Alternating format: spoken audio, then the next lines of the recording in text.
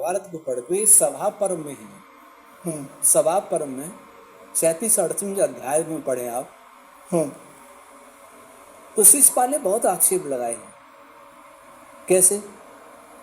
ये कंस का दास है, जिसका अन्न खाया उसी को मार दिया, इसने एक छकड़े को पैर से गिरा दिया तो क्या हुआ, ये ग्वाला है, इस प्रकार की बातें की। और तुम सब कायर हो जो इसकी पूजा कर रहे हो, भीष्म नपुंसक है, सठिया गया है, बुद्धि भ्रष्ट हो गई है, ऐसी बातें भी। लेकिन कहीं इन्हें कहा कि औरतों के साथ नाचता है, कहीं ने कहा कि इसकी कोई प्रेयसी भी है, कहीं ने कहा कि ये चीर लेके भाग गया, कहीं ने कहा कि माखन चुराता फिरता था। अगर जो आज जिस प्रकार की लीला की जाती है वो सत्य होता कृष्ण जी के जीवन का, तो क्या शिशुपाल नहीं कहता? जो ये कह सकता है कि कंस अपने मामा को ही मार दिया, वो बात ये भी तो कह सकता था, ये चोरी करता फिरता था, ये रास रचाता फिरता था, ये औरतों के साथ नाचता फिरता था, ये तो नहीं कहा शिशुपाल ने। जो शिशुपाल गाली नहीं दे सकता, वो आज हम गाली दे रहे हैं। ये गाली हुआ ना। अच्छा, तो मतलब आपका क्या कहना है, ये जो मतलब ये तो लीलाएं हैं ना उनकी? हाँ, ये तो वर्णित है। ये लीलाएं वर्णित महाभारत में नहीं है। नहीं तो श्रीमद् भागवत जी में, पुराणों में। भागवत पुराण है, वो महर्षि व्यास जी का बनाया हुआ है ही नहीं। अच्छा, देखिए, ये किसने, परीक्षित ने राजा ने कथा सुनाई थी, और उसमें सुखदेव जी भी आते हैं बीच में। सुखदेव जी आते हैं। महाभारत पढ़ेंगे तो भीष्म पितामह जब सरहैया पर पढ़े हैं, तो उन्होंने कई दिन उपदेश दिया धर्मराज को। उन उपदेशों में ये भी बताया कि सुखदेव किस प्रकार से सूर्यलोक में गमन कर गए। कथा सुन के नहीं, कथा सुन के नहीं, कथा तो हुई नहीं, परीक्षित तो पैदा ही हुआ उस समय। तो परीक्षित ने कथा सुन कहाँ से ली? वो तो पहले सुखदेव तो चले गए, योग बल से उन्होंने शरीर छोड़ कर सूर्य में चले गए। ये वर्णन महाभारत में आता है, तो भागवत कहाँ से लेंगे? और किसी भागवत में, मतलब इसमें महाभारत में इस प्रकार का कोई वर्णन नहीं है।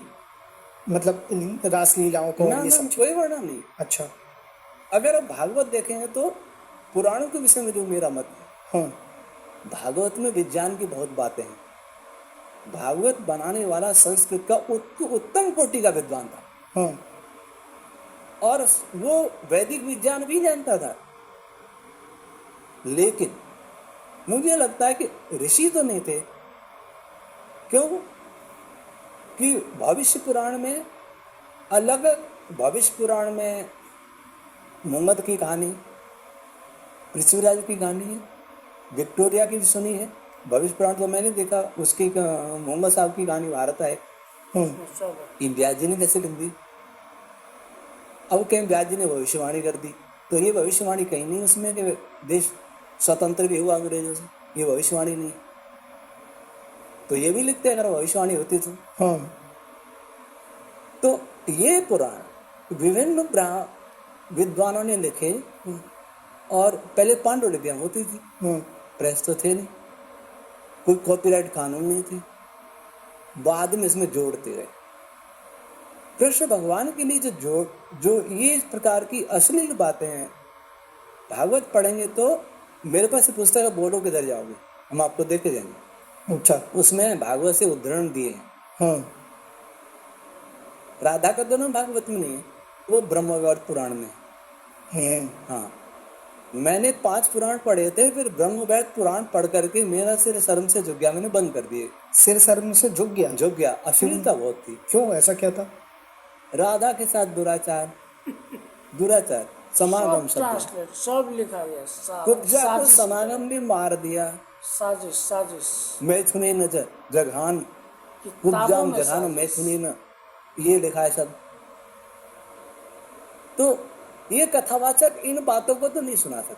अगर आप किसी कथावाचक कहेंगे भागवत का पूरा जो लिखा है हिंदी अनुवाद, वो पढ़ के सुना दीजिए। अच्छा, नहीं सुनाएगा। मतलब ये सोच लीजिए आप कैमरे में बोल रहे हैं, आप हाँ, कैमरे में बोल रहा, नहीं सुना सकता कोई। अच्छा, और मैं बोलो कि जाओगे पुस्तक दे दूंगा। क्योंकि वो ये कुछ ऐसी बात है जिसको मैं कह भी नहीं सकता, कैमरे के सामने में या आपसे व्यक्तिगत भी नहीं कह सकता। नहीं तो एक्चुअली ये भी है ना कि लोग तो मतलब ये भी बताया गया है कि मतलब जब भागवत चलती है तो उनकी रासलीलाओं का वर्णन होता है, चीज़ें बताई जाती हैं, तो फिर ये मतलब कहाँ से चीज़ें आई, फिर आप ये बताइए। रासलीला में तो बता सकते हैं, लेकिन रासलीला में और क्या क्या लिखा है अंदर, उसमें जो व्यभिचार का लिखा है, मैथुन का लिखा है, वो नहीं बताएंगे। तो ऐसा कोई क्यों लिखेगा? ऐसा ऐसा क्यों लिखेगा, ये प्रश्न है। हाँ सनातन और भी धर्म पुराणों में के इसमें लिए नहीं पागलों है। वायु पुराण, अग्नि पुराण, ब्रह्मांड पुराण, हरिवंश पुराण, मत्स्य पुराण, ये बहुत इनमें अच्छा है। ये काफी, ये तो विज्ञान सब में है, शिव पुराण में भी है, भागवत पुराण में भी है, सब में है।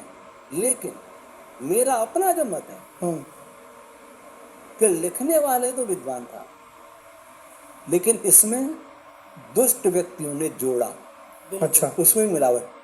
बिल्कुल। अब शास्त्रों में दो प्रकार की मिलावट मिलती है। पुराणों की बात भी कर रहा हूँ तो भविष्य पुराण में शायद, या ब्रह्म वैवर्त में, ब्राह्मणों के लिए 5 लाख गायों को पकाया, वो मांस खाने का विधान है। अच्छा क्या आप स्वीकार करेंगे? वो हिंदू स्वीकार नहीं करेगा, लेकिन लिखा है। अच्छा मैंने स्वयं पढ़ा है, मैंने सारे पुराण मंगाए। 5 पुराण तो मैंने पढ़े थे शिव मंदिर से लेकर के, जब गवर्नमेंट सर्विस में था। अच्छा सर्विस करते हुए मैंने जयपुर से सारे पुराण मंगा लिए, तो पहले मैंने नोट कर रखा था, लेकिन ग्रंथ होता है तो ठीक रहता है। तो मेरा जो अपना निष्कर्ष निकला कि पुराणों में और वेदों, ब्राह्मण ग्रंथों में मिलावट नहीं हुई, और महाभारत में मिलावट है, मनुस्मृति मिलावट है, वाल्मीकि रामायण में मिलावट है। 2 तरह की मिलावट मैंने पाई है। एक मिलावट वो है जिसमें ब्राह्मण सर्वश्रेष्ठ है, ब्राह्मण देवता है, ऐसी बातें तो ब्राह्मण लिख सकता है, विद्वान। और ब्राह्मण विद्वान जो सच्चा ब्राह्मण होता है सर्वश्रेष्ठ होता भी है। लेकिन ये बात कि किसी के शूद्र वेद मंत्र नहीं पढ़ सकता, वो कान में अगर पढ़ ले तो उसके कान में शीशा डाल दो, सुने तो, बोले तो जीभ काट लो। ये शंकराचार्य जी के जो ब्रह्म सूत्र का भाषा है उसमें भी जोड़ दिया ये बात। मैं नहीं मानता आदि शंकराचार्य जैसे महापुरुष भी ऐसा लिख सकता है। अच्छा मुझे भी वहाँ मिलावट लगती है। तो फिर आपको मतलब क्या क्या मिला? मैं मतलब बता रहा हूँ। और दूसरी मिलावट वो अश्लील है, हाँ जैसे श्री कृष्ण की सारी लीला, अच्छा विशेषकर व्यभिचार वगैरह, ये बच्चे खेलते नटखट वो अलग बात, लेकिन ये समागम करना। लेकिन आप इसको ऐसा बोल रहे हो अश्लीलता, हाँ। लेकिन ये तो नॉर्मल लीला थी ना, मतलब ऐसा कहाँ लिखा है? मतलब ऐसा कुछ गलत वर्ड लिखे हैं? हाँ, गलत भी लिखा है। अच्छा वो मैं प्रमाण आपको बोलो कि दरियाओं की पुस्तक पढ़ लेना आप। अच्छा ठीक है, प्रमाण से शिव पुराण में कहाँ क्या लिखा है, ब्रह्मवैवर्त में क्या लिखा है, भागवत में क्या लिखा है, सारे प्रमाण है। ठीक है। हाँ तो दूसरी मिलावट ये लगी जिसमें ब्राह्मण और क्षत्रिय को बदनाम करने का मुझे षड्यंत्र लगा। क्षत्रियों में श्री कृष्ण को बदनाम करने का षड्यंत्र, अच्छा जो ये मिलावट।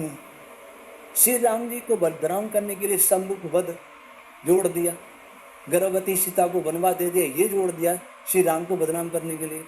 वाल्मीकि रामायण में भी महाराजा दशरथ के द्वारा पशुओं की बलि चढ़ाने की बात कह दी, ये जोड़ दिया गया।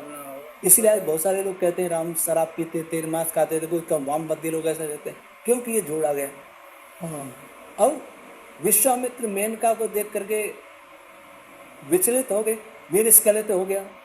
ये जो कथा है, कोई भी ब्राह्मण विद्वान ब्राह्मण को कहते, जन्म से कोई ब्राह्मण नहीं होता, कोई भी विद्वान अपने किसी ऋषि को ऐसा नहीं लिख सकता। मुझे लगता है कि ये विधर्मियों की द्वारा की गई मिलावट है। अच्छा बेधर्मी जिस देश में 5 बार शिक्षा मंत्री, एजुकेशन मिनिस्टर एक मुसलमान बना हो, उस देश की शिक्षा एजुकेशन सिस्टम किस तरह का होगा हमको बताइए। यही होगा, और हर किताब में मिलावट किया है। आज जो सनातन की ओरिजिनल किताब है वो कुछ और है, और जो मिलावटी किया है वो कुछ और लिखा गया है, सोसाइटी को ब्रेक करने के लिए। टुकड़ा टुकड़ा करने के लिए, कलेश पैदा करने के लिए, मनमुटाव पैदा करने के लिए, ताकि हिंदू हिंदू से अलग हो जाए। इसको समझना जरूरी है। और ये आग हर जगह फैला है, नेपाल तक आया है आग।